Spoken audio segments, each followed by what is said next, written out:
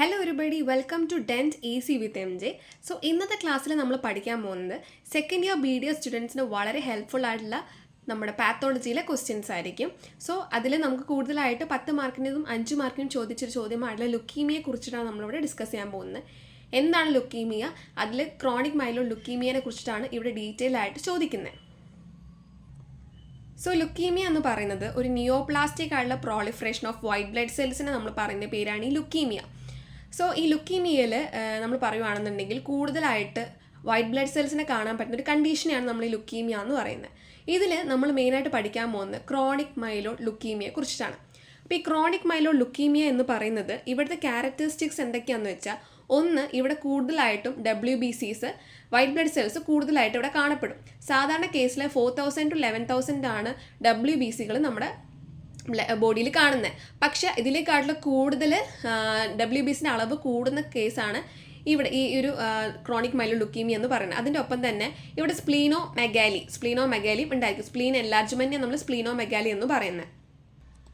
ഇതിനൊപ്പം തന്നെ ബേസോഫിൽസിൻ്റെ നോർമൽ ആയിട്ടുള്ള കൗണ്ട് എന്ന് പറഞ്ഞാൽ 1 to 5% ആയിരിക്കും. പക്ഷേ ഇതിനെക്കാട്ടിലും കൂടുതലാവുന്ന കേസ് നമ്മൾ ബേസോഫിലിയ എന്ന് പറയുന്നത്. അപ്പോൾ ബേസോഫിൽസിൻ്റെ അളവ് കൂടുമ്പോഴും അതേപോലെ തന്നെ ഫിലാഡൽഫിയ ക്രോമസോംസ് പ്രസൻ്റ് ആകുമ്പോഴും ഈ 4 ക്യാരക്ടറിസ്റ്റിക്സ് ഒരുമിച്ച് വരികയാണെങ്കിലാണ് നമുക്ക് ക്രോണിക് മൈലോ ലുക്കീമിയ എന്ന് പറയാൻ പറ്റുന്നത്. ഇനി നമുക്കതിൻ്റെ പാത്തോജെൻസിസിനെ കുറിച്ച് പറയാം. സോ മെയിനായിട്ട് നമ്മുടെ ബോൺ മാരോയിലാണ് നമ്മൾ WBCs ഒക്കെ കാണുന്നത്, അല്ലേ? സോ ഇതിലെ പാത്തോജെൻസിസ് ഞാൻ പറയുകയാണെന്നുണ്ടെങ്കിൽ ഇത് നമ്മുടെ ബോൺ മാരോ ആണ്. സോ ഈ ബോൺ മാരോയിൽ മൈലോയിഡ് സെല്ലുകൾ പ്രസൻ്റ് ആയിരിക്കും. ഈ മൈലോയിഡ് സെല്ലുകൾ നിങ്ങൾ ശ്രദ്ധിക്കുക, ഇതിൽ വളരെ ഇമ്പോർട്ടൻ്റ് ആയ കാര്യമാണ് ഈ പറയുന്നത്. മൈലോയിഡ് സെല്ലുകൾ എന്ന് പറയുമ്പോൾ മൈലോബ്ലാസ്റ്റ്, പ്രോമൈലോസൈറ്റ്, മൈലോസൈറ്റ്, മെറ്റാമൈലോസൈറ്റ് ആൻഡ് ബാൻഫോം. ഇതാണ് നമ്മുടെ എന്തെന്ന് പറയുക 5 എണ്ണമാണ് നമ്മുടെ ഈ മൈലോയിഡ് സെല്ലുകൾ എന്ന് പറയുന്നത്. ഈ മൈലോയിഡ് സെല്ലുകൾ നമ്മളെ ബോൺ മാരോയിലായിരിക്കും പ്രസൻറ്റ് ചെയ്തിട്ടുണ്ടായിരിക്കുക. ഇവർ ഇമ്മച്വർ ആയിട്ടുള്ള രൂപത്തിലായിരിക്കും നമ്മുടെ ബോൺ മാരോയിൽ കാണുന്നത്. ഈ മൈലോയിഡ് സെല്ലുകൾ നമ്മുടെ ബ്ലഡിലോട്ട് കയറുന്നു. സോ ബ്ലഡിലോട്ട് കയറിയിട്ട് അവിടെ മ്യൂട്ടേഷൻ ഉണ്ടാക്കുകയാണ് ചെയ്യുന്നത്.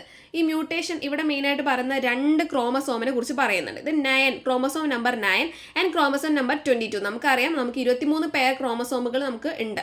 അതിൽ 9ാമത്തെ ക്രോമസോമും 22ാമത്തെ ക്രോമസോമുകളാണ് ഇതിൽ ഇമ്പോർട്ടൻ്റ് ആയിട്ട് പറയുന്നത്. ഈ 9ാമത്തെ ക്രോമസോമിന് ഒരു ജീൻ ഉണ്ട്, അതിന് ABL ജീൻ എന്നും. 22 ക്രോമസോമിൽ നമ്മൾ കാണപ്പെടുന്ന ജീനിനെയാണ് നമ്മൾ ABR ജീൻ എന്ന് പറയുന്നത്. അപ്പോൾ ഇവിടെ എന്താ സംഭവിക്കുന്നത് പറഞ്ഞാൽ, ഈ കാണുന്ന ABL ജീനെ നമ്മൾ പറഞ്ഞ BCR ജീനിലോട്ട്, BCR എന്ന് വെച്ചാൽ നമ്മുടെ 22nd ക്രോമസോമിലോട്ട് ഇവിടെ നിന്നും ABR ജീനെ നമ്മൾ അങ്ങോട്ട് കൊണ്ടുപോവാണ്, ട്രാൻസ്ഫർ ചെയ്യിപ്പിക്കുകയാണ് ചെയ്യണത്.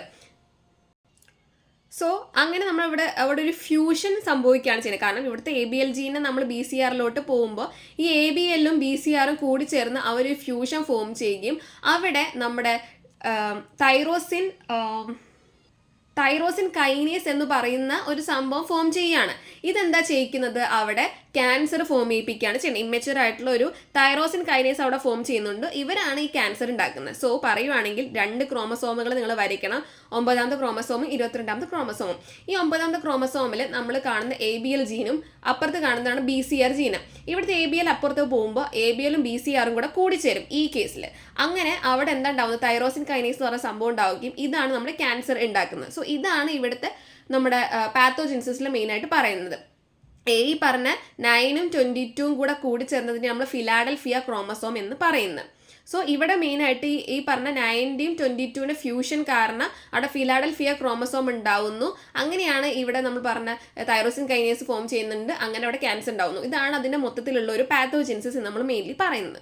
സോ ഇതിൻ്റെ ഭാഗമായിട്ട് ഇവിടെ കാണപ്പെടുന്ന ക്ലിനിക്കൽ ആയിട്ടുള്ള കാര്യങ്ങൾ എന്ന് പറയുന്നത്, ഒന്ന്, നമുക്ക് അനീമിയ എന്തായാലും ഉണ്ടായിരിക്കും. അതേപോലെ തന്നെ വേറൊരു കാര്യം എന്ന് പറയുന്നത് വീക്ക്നെസ് ഉണ്ടായിരിക്കും. അതേപോലെ തന്നെ സ്വെറ്റിങ്, രാത്രിയിൽ സ്വെറ്റ് ചെയ്യുക. പിന്നെ നമുക്ക് ലെസ് ഇമ്മ്യൂണിറ്റി സ്ട്രെങ്ത് കുറവായിരിക്കും. വേറൊരു കാര്യം പറഞ്ഞാൽ സ്പ്ലീനോ മെഗാലി ഒരു കാര്യമാണ്, നമ്മുടെ സ്പ്ലീൻ എൻലാർജ്മെൻ്റ് ആണ് സ്പ്ലീനോ മെഗാലി. അതേപോലെ തന്നെ ബ്ലീഡിങ്. ഇതാണ് ഇവിടെ മെയിനായിട്ട് കാണപ്പെടുന്ന ക്ലിനിക്കൽ മാനിഫെസ്റ്റേഷൻ എന്ന് നമ്മൾ മെയിൻലി പറയുന്നത്. അടുത്ത് നമ്മൾ ഇവരുടെ ലാബ് ഡയഗ്നോസിസിനെ കുറിച്ചിട്ടാണ് പറയാൻ പോകുന്നത്. ലാബ് ഡയഗ്നോസിസിൽ നമ്മൾ പറയുന്നത് ബ്ലഡ് പിക്ചർ, ബോൺ മാരോ ഫൈൻഡിങ്സിനെ കുറിച്ചിട്ടും അതേപോലെ തന്നെ നമ്മുടെ സൈറ്റോ കെമിസ്ട്രി ആൻഡ് സൈറ്റോ ജെനറ്റിക്സിനെ കുറിച്ചിട്ടും പിന്നെ ലാസ്റ്റ് നമ്മൾ പറയുന്ന ട്രീറ്റ്മെൻറ്റിനെ കുറിച്ചിട്ടാണ് പറയുന്നത്. സോ ഫസ്റ്റ് നമ്മുടെ ബ്ലഡ് പിക്ചർ നമുക്കറിയാം, ബ്ലഡ് എന്തൊക്കെയാണ് ഉണ്ടാവുന്നത്, RBC, WBC, പ്ലേറ്റ്ലെറ്റ്സ് ആണ് ഉണ്ടാവുന്നത്. ഇവിടെ RBCൻ്റെ അളവ് കുറവാണ്, അതുകൊണ്ട് നമ്മൾ അതിനെ പറഞ്ഞ പേരാണ് ത്രോംബോസൈറ്റോ ത്രോംബോസൈറ്റോപീനിയ ആയിരിക്കും. സോറി ഇവിടെ അനീമിയ ഉണ്ടാവും. നമ്മൾ RBCയുടെ അളവ് കുറയുമ്പോൾ അവിടെ അനീമിയ ഉണ്ടാവുന്നത് അല്ലേ. അപ്പോൾ അനീമിയ എന്ന് പറയുമ്പോൾ നോർമോസൈറ്റിക് നോർമോക്രോമിക് ആയിരിക്കും. പിന്നെ നമ്മൾ ത്രോംബോസൈറ്റോപീനിയ പറയുമ്പോൾ പ്ലേറ്റ്ലെറ്റ്സിൻ്റെ അളവ് ഇവിടെ കുറവായിരിക്കും. അത് നമ്മൾ ത്രോംബോസൈറ്റോപീനിയ എന്ന് പറയും. പിന്നെ ഇവിടുത്തെ മെയിൻ ആയിട്ടുള്ള കാര്യം ബ്ലഡ് പിക്ചർ നമ്മൾ നോക്കുവാണെങ്കിൽ WBCയുടെ അളവ് കൂടുതലായിരിക്കും. അത് നമ്മൾ അവിടെ മെയിനായിട്ട് 2 ലക്ഷത്തോളം WBCs കാണാം. ഇതിന് കാരണം എന്ന് പറയുന്നത് നമ്മുടെ മൈലോയിഡ് സെല്ലുകളാണ്. നമ്മൾ പറഞ്ഞു മൈലോബ്ലാസ്റ്റ്, പ്രോ-മൈലോസൈറ്റ്, മെറ്റാമൈലോസൈറ്റ്, ബാൻഫോം ആൻഡ് അങ്ങനെയുള്ള കാര്യങ്ങൾ 5 എണ്ണം ഇവിടെ പ്രസന്റ് ആയിരിക്കും. സോ ഇത് കാരണം നമ്മുടെ WBCന്റെ അളവ് ഇവിടെ 2 ലക്ഷത്തോളം കടക്കുന്നുണ്ട്. അതാണ് നമ്മൾ ബ്ലഡ് പിക്ചറിൽ പറയുന്നത്. അടുത്ത നമ്മളെ ബോൺ മാരോ ഫൈൻഡിങ്സ്. ഇവർ മെയിനായിട്ട് ഇമ്മച്ചുവർ ആയിട്ടുള്ള സാധനങ്ങളായിരിക്കും കേട്ടോ, ഈ മൈലോസൈറ്റുകൾ, മൈലോബ്ലാസ്റ്റുകളുള്ള കാര്യങ്ങളൊക്കെ. ഇനി നമ്മൾ ബോൺ മാരോ ഫൈൻഡിങ്സ് നമ്മൾ പറയുവാണെങ്കിൽ സെല്ലുലാരിറ്റി ഹൈപ്പർ സെല്ലുലാർ ആയിരിക്കും. പിന്നെ നമ്മൾ പറയുന്ന എരിത്രോപോയസിസും അതേപോലെ നമ്മുടെ മെഗാകാരിയോസൈറ്റുകളും റെഡ്യൂസ് ചെയ്തിരിക്കുകയാണ്. ഇത് എങ്ങനെ റെഡ്യൂസ് ആവുമെന്ന് പറഞ്ഞാൽ ഇവിടെ മൈലോയിഡ് സെല്ലുകൾ പ്രസന്റ് ആയതുകൊണ്ട് തന്നെ എരിത്രോപോയസിസും മെഗാകാരിയോസൈറ്റുകളും ഇവിടെ റെഡ്യൂസ്ഡ് ആയിരിക്കും എന്നാണ് ഇവിടെ പറയുന്നത്. മൈലോയിഡ് സെല്ലുകളാണ് ഇവിടെ പ്രീഡോമിനന്റ് ആയിട്ട് വരുന്നത്. അടുത്തത് സൈറ്റോജെനറ്റിക്സ് ആണ്. സൈറ്റോജെനറ്റിക്സിൽ നമ്മൾ പറയുവാണെങ്കിൽ ക്രോമസോം നമ്പർ 9ഉം 22 ഒരു ഫിലാഡൽഫിയ ക്രോമസോം ഫോം ചെയ്യുന്നു. ഇതാണ് സൈറ്റോജെനറ്റിക്സ്. ആൻഡ് സൈറ്റോ കെമിസ്ട്രി നമ്മൾ പറയുവാണെങ്കിൽ NAD എന്ന് പറയുന്ന ഒരു സ്കോർ ഉണ്ട്. ആ NAD എന്ന് പറയുന്ന സ്കോർ നമ്മൾ എന്തിനു യൂസ് ചെയ്യുന്നു പറഞ്ഞാൽ നമ്മുടെ ലുക്കിമോയിഡ് റിയാക്ഷനെയും അതേപോലെ തന്നെ ഇവിടെ പറഞ്ഞിട്ടുള്ള നമ്മുടെ CML ഡിഫറൻഷിയേറ്റ് ചെയ്യാൻ വേണ്ടിയിട്ടാണ് ഈ NAD എന്ന് പറയുന്ന സ്കോർ നമ്മൾ ഉപയോഗിക്കുന്നത്. ഇതിൽ പറയുവാണെങ്കിൽ CML കേസിൽ NAD റെഡ്യൂസ് ആയിട്ടുണ്ട്. അതേപോലെ ലുക്കിമോയിഡ് റിയാക്ഷനുകളിൽ NAD സ്കോർ ഹൈ ആയിരിക്കും എന്നാണ് പറയുന്നത്. സോ നമ്മുടെ CML കേസിൽ NAD റെഡ്യൂസ് ചെയ്തിട്ടുണ്ട്. ലുക്കിമോയിഡ് റിയാക്ഷൻ്റെ കേസിൽ NAD സ്കോർ ഹൈ ആയിരിക്കും. ഇനി നമ്മൾ എങ്ങനെ ട്രീറ്റ്മെൻറ്റ് ചെയ്യണമെന്ന് ചോദിച്ചാൽ ഒന്ന് പറയുന്നത് നമ്മുടെ കീമോതെറാപ്പി, ബോൺ മാരോ ട്രാൻസ്പ്ലാന്റേഷൻ, വേറൊരു മെയിൻ ആയിട്ടുള്ള കാര്യം എന്ന് പറയുന്നത് ഇമാറ്റിനിബ് എന്ന് പറയുന്ന ഒരു ഓറൽ തെറാപ്പിയാണ്. ഇതുമാണ് ഇതിൽ മെയിൻ ആയിട്ടുള്ള ട്രീറ്റ്മെൻറ്റ് കാര്യങ്ങൾ. സോ എന്താണ് ലുക്കീമിയ എന്ന് പറയുക, നമ്മുടെ ക്രോണിക് മൈലോയിഡ് ലുക്കീമിയനെ കുറിച്ച് പറയുക, അതിൻ്റെ ക്യാരക്ടറിസ്റ്റിക്സ് ആയിട്ടുള്ള എന്തൊക്കെ നമ്മൾ ക്യാരക്ടറിസ്റ്റിക്സ് പറഞ്ഞിട്ടുണ്ടായിരുന്നു നമ്മുടെ ഒരു മിനിറ്റ് കേട്ടോ. സോ അതിൽ നമ്മൾ പറഞ്ഞിട്ടുള്ളത് സ്പ്ലീനോമെഗാലി, ലൂക്കോസൈറ്റോസിസിനെ കുറിച്ചിട്ട് പറഞ്ഞു.